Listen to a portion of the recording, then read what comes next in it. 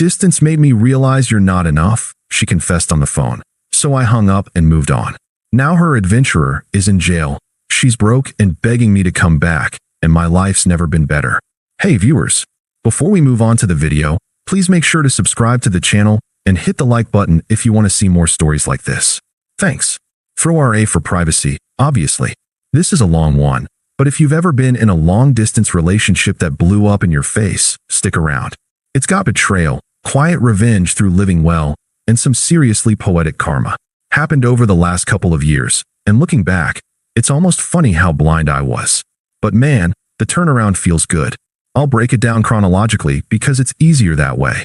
The beginning. How we got here. I met Sarah online about 3 years ago. We were both in our early 30s, she in a bustling town a few states away, working in marketing, and me in my coastal city with a steady tech job. It started casual, chatting about shared interests like hiking and indie films, but it quickly turned serious. Within months, we were exclusive, and I was all in. Long distance isn't easy, but I made it work because I believed in us. I was the loyal type, the guy who shows up. Every other weekend, I'd hop in my car for that 8-hour drive just to spend 48 hours with her. Flights when I could afford them, surprise deliveries of her favorite coffee beans or books she'd mentioned wanting. I even passed up a promotion at work once because it would have meant relocating farther away, didn't want to add more strain. Flashback to one of those visits. I'd driven through a storm, showed up soaked at her door with takeout from that little Thai place she loved. She pulled me in, laughing, and we spent the night talking about future trips we'd take together. You're my rock, Alex, she'd say, curling up against me. I ate it up, thinking this was it, the real deal. But over time, things shifted, subtly at first. She'd cancel plans last minute, blaming work stress or needing space to recharge. Her social media started filling with posts about craving adventure and vague captions like, "Sometimes you outgrow the familiar." I'd brush it off as the distance wearing on her, but deep down, it gnawed at me. Why was I always the one initiating? Why did our calls feel like I was pulling teeth for details about her day? Then came the red flags. About 6 months ago, she started mentioning this guy Jake, a friend from her hiking group. He's such a free spirit, she'd gush. Always planning these spontaneous trips. I didn't think much of it until I saw a photo she posted. Them at a viewpoint, arms around each other, captioned, "Living on the edge with the best adventure buddy."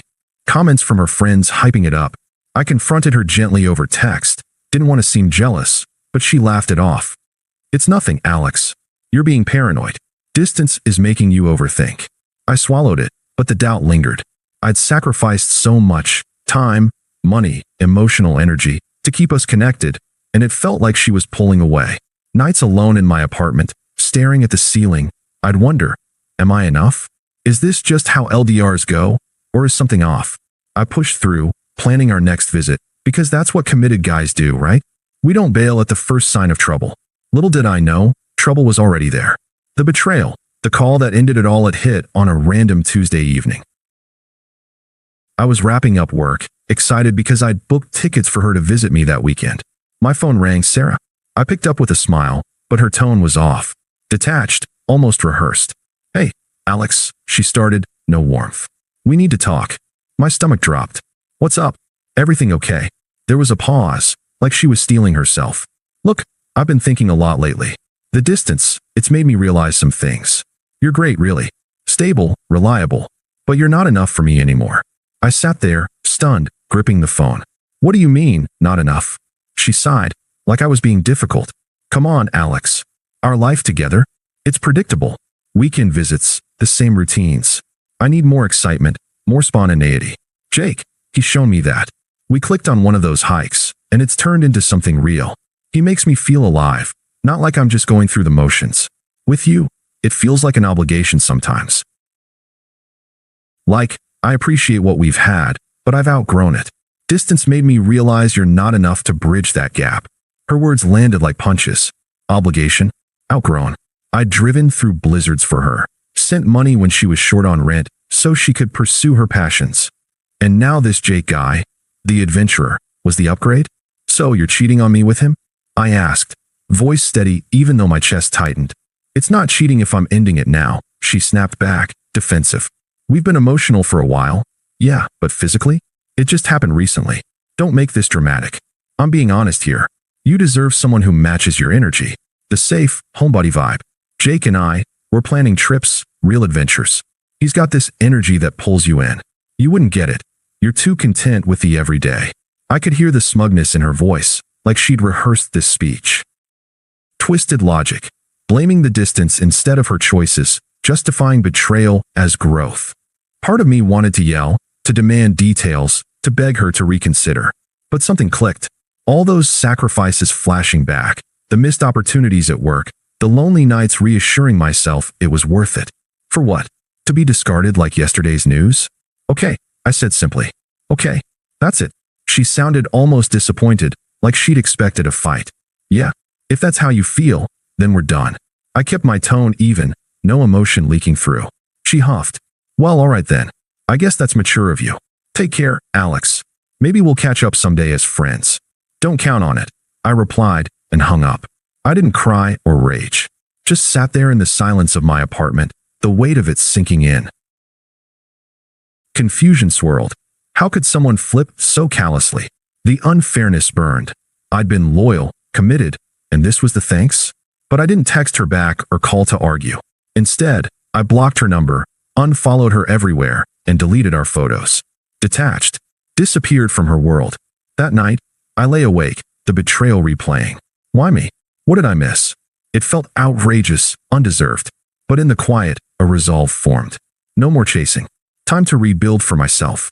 Little did I know, her adventure was about to crash hard. Post-breakup, the silence and the rebuild the days after that call were a blur of quiet hurt. I didn't drown my sorrows in a bar or spam friends with rants. Instead, I sat with it, the confusion, the anger bubbling under the surface. Why had I poured so much into someone who saw me as predictable? Flashback to last Christmas. I'd saved up to fly her out, decorated my place with lights she loved, even cooked a full dinner from scratch. She'd hug me tight, whispering, "No one's ever done this for me." And now, discarded for some thrill seeker. It felt so undeserved, like I'd been played for a fool. But I didn't beg or confront. No drunk texts pleading for closure. I channeled it into myself. First thing, canceled those tickets I'd booked, got a refund and used it for a gym membership. Started running every morning, clearing my head with the ocean breeze in my city. Work-wise, I finally pursued that promotion I'd passed on before. Landed it within weeks, better pay, more flexibility. I even picked up hiking on my own, tackling trails I'd always talked about with her. Solo adventures, no obligations. Internally, it evolved slowly. At first, vulnerable thoughts dominated. Was I really that boring? Did the distance excuse her betrayal? I'd replay her words, the smug twist in her logic, blaming geography for her cheating like it wasn't a choice. But as weeks turned to months, clarity came. This wasn't about me lacking, it was her selfishness. The unfairness stung, but sitting with it built resolve. This was a wake-up call, I told myself one night, staring at the stars from a solo camping trip. Time to live without chasing approval. I heard nothing from her at first. Mutual friends mentioned she was living it up with Jake. Posts about weekend getaways, her gushing about his energy. I unfollowed everyone connected, went radio silent. Disappeared from her orbit. It was dignified, restrained. No drama, just detachment. Then, about 3 months in, karma started whispering. A mutual friend, Emily, texted me out of the blue, not to check on me, but fishing for info. Hey, heard from Sarah? Things with Jake imploded. I didn't bite, but curiosity got me. Dug a little through a burner account. Don't judge. News articles popped up. Jake wasn't just an adventurer, he was a con artist. Ran fake investment schemes for extreme travel experiences, promising big returns on group trips that never happened. Scammed dozens, including Sarah. He drained her savings, thousands she'd invested in his business, then ghosted her when the cops closed in. Arrested for fraud, facing years behind bars. Sarah? Left high and dry. Lost her job because the stress tanked her performance. Missed deadlines, emotional breakdowns at work. Friends distanced themselves once the truth spread. No one wanted association with the drama. She was isolated, broke, crashing on couches. Her posts vanished, replaced by silence. I didn't gloat, just noted it with a nod. Justice felt earned. Ironic. Her exciting upgrade was a fraud. while my boring stability had me thriving. But I let it breathe, focused on my arc, traveled solo to a mountain town we'd once dreamed of, hiked peaks alone. Felt free. The middle dragged emotionally, but it deepened the reversal. I wasn't confused anymore. I was clear, calm, ready for whatever came next. Her attempts. The desperation builds. It started small, about 4 months post-breakup. A text from an unknown number. Hers. Probably a new one since I blocked the old. "Alex, it's Sarah? Can we talk?" I messed up big time. I ignored it. Then calls, voicemails piling up. The first one was apologetic, voice shaky.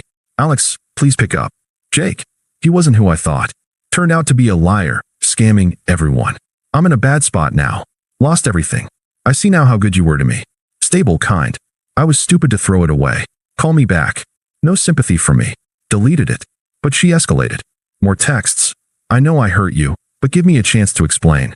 We had something real." Then, involving others, toxic as hell. Her mom called next, number I hadn't blocked.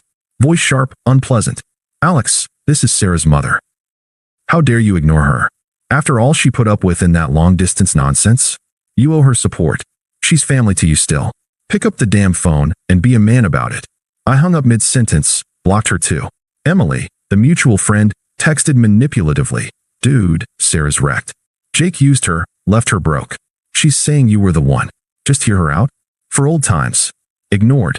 But Sarah didn't stop. Showed up at my work one afternoon, unannounced, waiting in the lobby like a ghost from the past. Reception buzzed me. I could have sent her away, but curiosity won. Met her in a conference room, door open for witnesses. She looked rough, disheveled hair, red eyes. "Alex, thank God. I drove all night to get here. What do you want, Sarah?" I asked, tone flat, arms crossed. She teared up. "I'm sorry. So sorry. Jake was a mistake. He charmed me, promised the world, but it was all lies. He took my money, everything I'd saved. I'm crashing with friends, can't pay rent. Work fired me because I couldn't focus. I realize now, you were the real thing. Stable, reliable. I need you. We can start over, right? I'll move here, make it work." Her words dripped hypocrisy, echoing what she'd mocked before. Now stability was a virtue? "This isn't my problem," I said calmly. "You chose this." "But I didn't know," she pleaded, voice rising. Distance blinded me. "Please, Alex. Help me out, just until I get back on my feet. For us." "No," I replied, firm. "We're done. You made that clear." She shifted, desperate to angry. "You're being cruel. After everything? I thought you cared." "I did. Past tense." I stood, ending it. "Leave, or I'll have security escort you." She stormed out, muttering curses. That night, angry voicemails flooded in, her true colors blazing. "You heartless bastard. Ignoring me like I'm nothing? You'll regret this, Alex. I gave you the best years, and now you're too good? Fine, rot alone in your boring life. But when you realize no one else wants your safe crap, don't come crawling back." Deleted them all. Her attempts grew frantic. Emails from new addresses. Even a letter to my apartment begging for one last talk. Friends and family kept pushing, unpleasant and entitled, like I owed her redemption. But it just confirmed I'd dodged a bullet. Her hypocrisy shone, desperate for what she'd dismissed. Power reversed. She unraveled while I stayed composed. The final encounter. Closure on my terms 6 months after the breakup. I was in a coffee shop near my office. Routine stop for a midday brew. Life was good. Promotion solidified. New apartment with a view. Even started dating casually. Nothing serious but refreshing. I'd traveled solo to that mountain spot, plus a beach getaway. Places we'd planned, now mine alone. Felt evolved, free from the confusion. In walked Sarah. Spotted me immediately, beelined over. Looked even worse. Gaunt, forced smile. Coincidence? Maybe, or she'd stalked my routine. Either way, a mutual acquaintance from our old circle was at a nearby table. Emily, actually, nursing a latte. Perfect twist, she'd witness it all. "Alex," Sarah said, sliding into the seat uninvited. "Fancy meeting you here. Can we talk? For real this time." I sipped my coffee detached. "What more is there?" She leaned in, eyes pleading. "I've hit rock bottom. Jake's in jail, fraud charges stick. I'm drowning in debt. No job. Friends ghosted me after the truth came out. But seeing you, it reminds me what I lost. You were solid, Alex. I was wrong to say you weren't enough. Let's try again. I'll change, move here, be the partner you deserved." Hypocrisy peak, now praising what she'd trashed. Emily glanced over, eavesdropping. I set my cup down, calm and firm. Sarah, your betrayal taught me something valuable. My worth isn't tied to fixing someone else's messes. I built a life without obligations like the ones you ran from. Traveled those places we talked about, solo, on my terms. Thriving at work, at peace. You're just a lesson now, one I've moved past completely. Her face crumpled. But I need you. Don't you care at all? I don't, I said simply. You're irrelevant to my happiness. I've moved on, emotionally, fully. This conversation changes nothing. She flushed, anger flaring. You're different. Cold. What happened to the guy who drove hours for me? He learned. I replied philosophically. From you. But that's the past. Goodbye, Sarah. I stood, nodded to Emily, who looked stunned, mouthing, good for you, and walked out. Blocked her final frantic texts that night. If you're reading this in a similar spot, trust me, sit with the hurt, detach with dignity, and let karma do its thing. I'm not thinking about her anymore. Life's too good for that. Thanks for watching. Make sure to subscribe to the channel and hit the like button. What do you think about this story? Share it in the comments.